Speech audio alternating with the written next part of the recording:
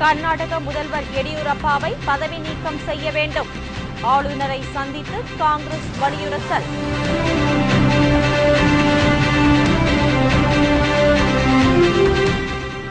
திமுகவை பழிவாங்கும் காங்கிரஸ்.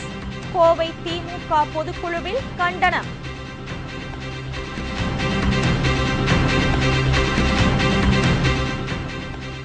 ஸ்பெக்ட்ரம் ஊழல் வழக்கு நாளை நீதிமன்றத்தில் ஆஜராகி தனக்குத்தானே வாதாடுகிறார் ஆர். ராசா.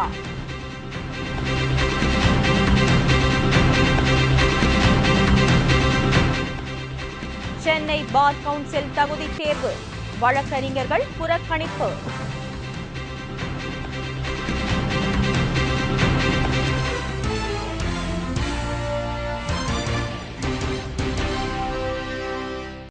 வணக்கம்.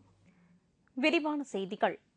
சுரங்க ஊழல் புகாரில் சிக்கியதால் கர்நாடக முதலமைச்சர் எடியூரப்பாவை உடனடியாக பதவி நீக்கம் செய்ய வேண்டும் என்று அம்மாநில காங்கிரஸ் தலைவர்கள் ஆளுநர் பரத்வாஜிடம் மீண்டும் வலியுறுத்தியுள்ளனர். கர்நாடகாவில் நடைபெற்ற சுரங்க ஊழலில் முதலமைச்சர் எடியூரப்பா மற்றும் அமைச்சர்கள் பலருக்கு தொடர்பு இருப்பதாக லோக் ஆயுக்தா விசாரணை அறிக்கையில் தெரிவிக்கப்பட்டுள்ளது. இதனால் முதலமைச்சர் எடியூரப்பா பதவி விலக வேண்டும் என்று காங்கிரசார் போர்க்கொடி தூக்கியுள்ளனர். இன்று மாநில ஆளுநர் பரத்வாஜை சந்தித்த காங்கிரஸ் தலைவர்கள் முதலமைச்சர் பதவியிலிருந்து எடியூரப்பாவை உடனடியாக நீக்க வேண்டும் என்று வலியுறுத்தினர். இதனிடையே பாஜக தரப்பிலும் எடியூரப்பாவை நீக்க வேண்டும் என்று எதிர்ப்பு கிளம்பியுள்ளது. பாஜக துணைத் தலைவரும் கர்நாடக மாநில பொறுப்பாளருமான சாந்தகுமார் எடியூரப்பாவை பதவியிலிருந்து நீக்க வலியுறுத்தி கட்சித் தலைவர் நிதின் கட்கரி மற்றும் மூத்த தலைவர் அத்வானி ஆகியோருக்கு கடிதம் எழுதியுள்ளார். ஆனால் சுரங்க ஊழல் விசாரணை அறிக்கை வெளியிடப்பட்ட பின்னர் அதில் எடியூரப்பாவிற்கு தொடர்பு இருப்பது உறுதியானால் அவரை பதவியிலிருந்து நீக்க பாஜக முடிவு செய்துள்ளது. அவ்வாறு நீக்காவிட்டால் மத்தியில் காங்கிரஸ் அரசின் ஊழலை எதிர்த்து போராட்டம் நடத்த முடியாத நிலை ஏற்படும் என்றும் பாஜக கருதுகிறது. இதனால் எடியூரப்பாவிற்கு கடும் நெருக்கடி ஏற்பட்டுள்ளது. இந்நிலையில் தனது பதவியை தக்க வைத்துக் கொள்வதற்காக RSS உதவியை எடியூரப்பா கேட்டுள்ளார். விசாரணை அறிக்கை வந்த பின்புதான் நடவடிக்கை எடுக்க முடியும் என்று RSS தெரிவித்துள்ளது. தேர்தலில் திமுக படுதோல்வி அடைந்ததற்கு காரணம் காங்கிரஸ் தான் என்று கோவையில் நடைபெற்ற திமுக செயற்குழு கூட்டத்தில் பொதுவாக கூறப்பட்டது. திமுகவின் செயற்குழு மற்றும் பொதுக்குழு கூட்டம் கோவையில் நடைபெற்று வருகிறது. இந்நிலையில் நேற்று தொடங்கிய செயற்குழுவில் கலந்து கொண்ட பெரும்பாலான திமுகவினர் தேர்தல் தோல்விக்கான காரணம் காங்கிரஸ் என்றே குற்றம் சாட்டினர். கூட்டத்தில் பேசிய முன்னாள் அமைச்சர் வீரபாண்டி ஆறுமுகம், சிபிஐயும் உள்துறை அமைச்சகமும் பிரதமரின் கட்டுப்பாட்டில் இயங்கி வந்த நிலையிலும் சட்டப்பேரவை தேர்தல் கூட்டணி குறித்து பேசிக் கொண்டிருந்தபோது 2G ஸ்பெக்ட்ரம் சம்பந்தமாக தயாளு அம்மையார் மற்றும் கனிமொழி ஆகியோரை சிபிஐ அழைத்து விசாரித்தது திமுகவினரை பழிவாங்கும் வகையில் அமைந்திருந்ததாக கூறினார். இந்த கருத்தையே பெரும்பாலான திமுகவினர் கூட்டத்தில் பேசினர். காங்கிரசிற்கு கண்டனமும் தெரிவிக்கப்பட்டது. இதனிடையே தற்போது திமுகவின் பொதுக்குழு கூட்டம் தற்போது நடைபெறுகிறது. இக்கூட்டமும் காங்கிரசிற்கு கண்டனம் தெரிவிக்கப்படும் வகையிலேயே நடைபெற்று வருகிறது. ஸ்பெக்ட்ரம் ஊழல் வழக்கு தொடர்பாக டெல்லி சிபிஐ நீதிமன்றத்தில் முன்னாள் மத்திய அமைச்சர் ஆர். ராசா நாளை வாதாட உள்ளார். 2G ஸ்பெக்ட்ரம் ஒதுக்கீட்டில் நடந்த ஊழல் குறித்து டெல்லி சிபிஐ நீதிமன்றம் விசாரணை நடத்தி வருகிறது. இவ்வழக்கில் ஆர். ராசா உட்பட மொத்தம் 17 பேர் குற்றவாளிகளாக சேர்க்கப்பட்டுள்ளனர். சிபிஐ தரப்பு வாதம் நீதிமன்றத்தில் நேற்றுடன் முடிவடைந்தது. அரசு வழக்கறிஞர் லலித் தனது வாதத்தை முடிக்கும் முன் ஸ்பெக்ட்ரம் ஒதுக்கீட்டில் ஆர். ராசாவால் அரசிற்கு பெரும் இழப்பு ஏற்பட்டுள்ளதாகவும் அவருக்கு பின்புலமாக உதவியாளர் சந்தோலியா, முன்னாள் தொலைத்தொடர்பு செயலாளர் சித்தார்த்தா ஆகியோர் செயல்பட்டுள்ளதாகவும் தெரிவித்தார். இந்நிலையில் நாளை குற்றவாளிகள் தரப்பு வாதம் நீதிமன்றத்தில் தொடங்க உள்ளது. அப்போது தனக்காக வேறு வழக்கறிஞர்கள் யாரும் இல்லாமல் ராசாவே வாதாட திட்டமிட்டுள்ளார். ஏற்கனவே இந்த ஊழல் வழக்கு பலவீனமாக இருக்கிறது என்று ராசா தெரிவித்துள்ளதால் பரபரப்பான பல வாதங்களை அவர் முன்வைப்பார் என்று எதிர்பார்க்கப்படுகிறது. சென்னையில் நடைபெறும் அகில இந்திய பார் கவுன்சில் நடத்தும் வழக்கறிஞர் தகுதி தேர்வை மாணவர்கள் புறக்கணித்து போராட்டத்தில் ஈடுபட்டனர். கடந்த மார்ச் மாதம் 6ஆம் தேதி நாடு முழுவதும் வழக்கறிஞர் தகுதி தேர்வு நடைபெற்றது. அகில இந்திய பார் கவுன்சில் நடத்திய இந்த தேர்வினை எழுத மறுத்து தமிழக சட்டக்கல்லூரி மாணவர்கள் புறக்கணித்தனர். அதைத் தொடர்ந்து அந்த தேர்வு ஜூலை 24ஆம் தேதியான இன்றைக்கு ஒத்திவைக்கப்பட்டு சென்னையில் தற்போது நடைபெற்று வருகிறது. இந்நிலையில் தமிழக சட்டக்கல்லூரி மாணவர்கள் இந்த தேர்வினை மீண்டும் புறக்கணித்து போராட்டத்தில் ஈடுபட்டுள்ளனர். இந்த நுழைவுத் தேர்வு பணம் கொள்ளடிக்கும் நோக்கமாக முதல் முறை 1300 ரூபாயும் இன்ஸ்டால்மெண்ட் முறையில் அடுத்த முறை 700 ரூபாயும் என்று பணம் கொள்ளடிக்கும் நோக்கத்துடன் இந்த அகில இந்திய பார்க்க நடக்கிறது. அதனால் நாங்கள் இந்த நுழைவுத் தேர்வை அனுமதிக்க மாட்டோம் என்று இன்று ஆர்ப்பாட்டம் செய்துள்ளோம்.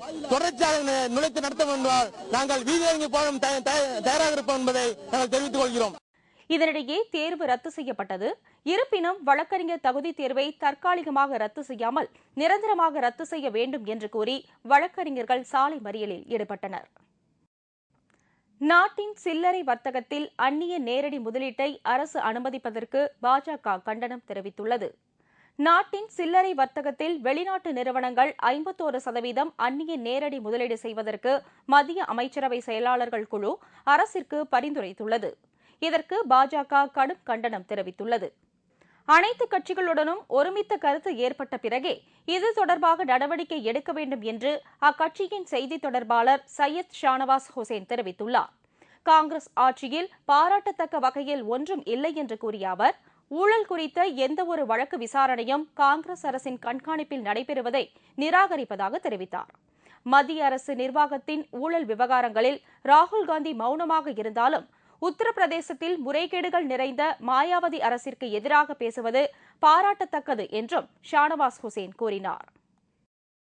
ஊழலை ஒழிக்க வலிமையான லோக்பால் சட்டம் உடனடியாக இயற்றப்பட வேண்டும் என்று வாழும் கலை நிறுவனர் ரவிசங்கர் தெரிவித்துள்ளார். காஷ்மீரில் செய்தியாளர்களிடம் பேசிய அவர், ஊழல் மற்றும் முறைகேடுகளை நீக்குவதற்கு லோக்பால் மசோதா அவசியம் தேவை என்றார். ஒவ்வொரு நாளும் புது புது ஊழல்கள் வெளிச்சத்திற்கு வந்து கொண்டு இருப்பதால் இவற்றை தடுக்க வலிமையான லோக்பால் சட்டம் தேவை என்று அவர் கூறினார். ஆனால் இது மட்டும் போதாது என்று தெரிவித்த அவர், நாட்டு மக்களிடம் இப்பிரச்சினை தொடர்பாக போதிய விழிப்புணர்வை ஏற்படுத்த வேண்டும் என்று கூறினார். ஊழல்கள் இல்லாத ஆன்மீக மற்றும் மதத்தன்மை மிக்க நாட்டை உருவாக்கவே தாம் முயன்று கொண்டு இருப்பதாகவும் அவர் கூறினார். ஊழலுக்கு ஆதரவாக யாரும் இருக்க விரும்புவது இல்லை என்றும் நாட்டு மக்களில் ஒருவர் கூட இவ்வாறு இருக்க மாட்டார்கள் என்றும் ரவிசங்கர் தெரிவித்தார். கால்நடை மருத்துவம் தொடங்கிய 250வது ஆண்டையொட்டி 2011ஆம் ஆண்டு சர்வதேச கால்நடை மருத்துவ ஆண்டாக கருதி சென்னை மெரினா கடற்கரையில் பேரணி ஒன்று நடைபெற்றது.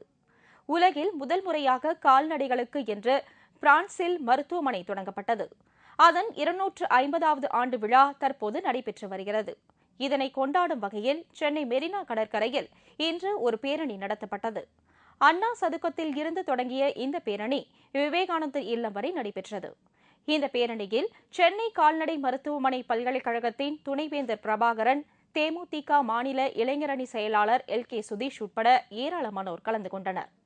கால்நடை மருத்துவத்தின் சேவையை மக்களுக்கு எடுத்து கூறும் விதமாக இந்த சர்வதேச கால்நடை மருத்துவ ஆண்டை ஒட்டி இன்று சென்னை கடற்கரை சாலையில் ஒரு நடைப்பயணம் மேற்கொள்ளப்படுகிறது.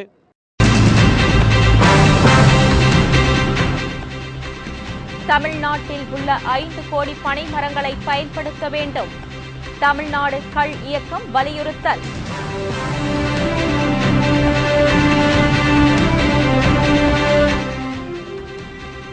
நில அபகரிப்பு வழக்கில் 4 பேர் கைது. தலைமறைவாகியுள்ள முன்னாள் பாமக MLA-வை கைது செய்ய போலீஸ் தீவிரம். மற்றும் பல செய்திகள் விளம்பர இடைவேளைக்கு பிறகு.